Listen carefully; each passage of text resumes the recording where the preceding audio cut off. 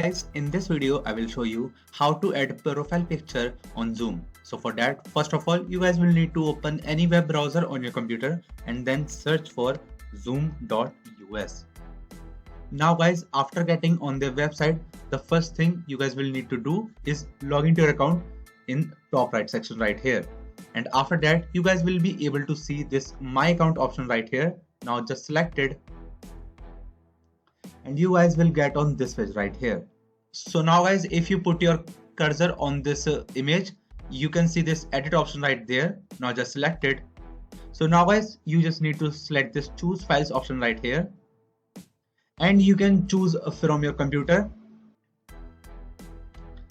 And after selecting your image, just select this open button right here. Now guys, you can even crop out your image as your likings and then select the save button right here. And now guys, as you can see, my profile picture has been updated successfully on my Zoom. So that's how you guys do it, and that's it for the video guys. If you find this video helpful, then make sure to share it with your friends and also subscribe to our channel for more such videos. And thanks for watching.